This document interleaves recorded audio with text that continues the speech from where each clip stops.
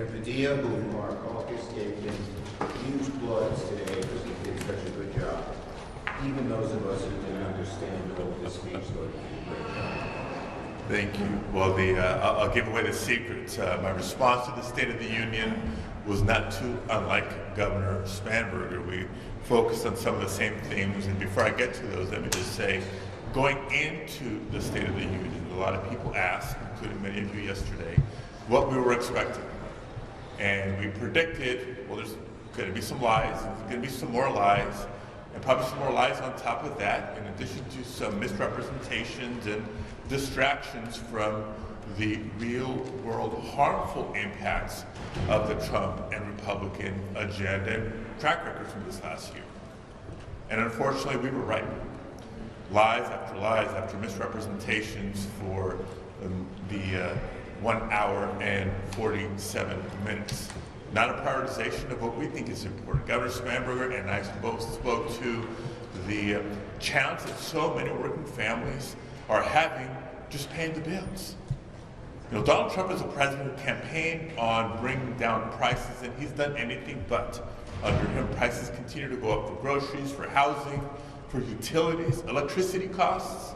You try to talk about that, but the numbers are real. Electricity costs are on the rise. Couldn't help but also acknowledge the fear and the terror that so many communities and families across the country are feeling with the out-of-control operations by the Department of Homeland Security. Yeah, ICE and CBP agents, not just detaining people with judicial warrants, actually entering people's homes without a judicial warrant. The violence and cruelty with which they're holding people indiscriminately, including a lot of legal immigrants with work authorization, including citizens of the United States, including veterans. And we're increasingly becoming aware of the horrendous conditions inside a lot of these detention centers, which they're working feverishly to expand. And let me be clear, it's not just about immigration. It's about our fundamental rights being violated as they pursue a mass deportation agenda with unnecessary quotas. When people are detained, arrested, or even shot and killed in Minnesota for exercising their First Amendment rights, that's a danger to our democracy. When people are being detained without that judicial warrant that is normally required, that is a danger to our democracy. And that leads me to the third area that I emphasized yesterday.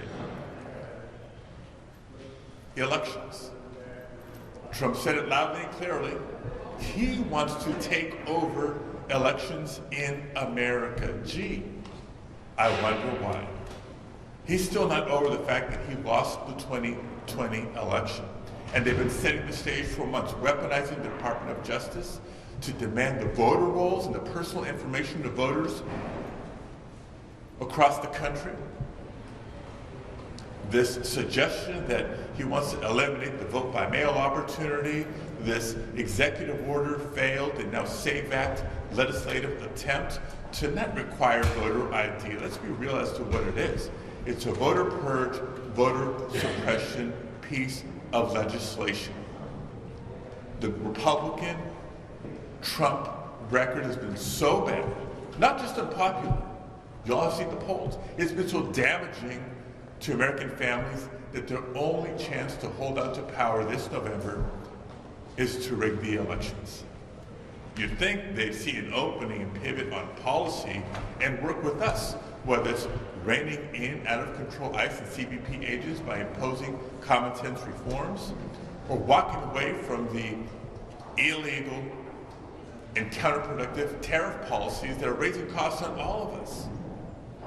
The president doubled down, and we're going to double down on our legislative efforts, our legal efforts, our outreach to the American people, and we're going to get ready to vote this November and bring about real change.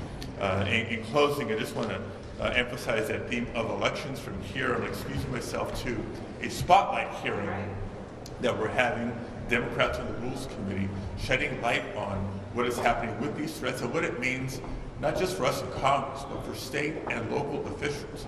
We have with us the Attorney General of California, Rob Bolton.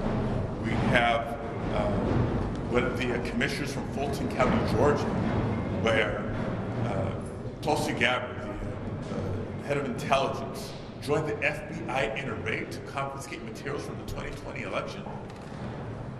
We got to stop living in the past. Accept the laws. Let's work together to improve people's lives. That's what we're going to stand up for. And thank you for being here. Thank you, Alex.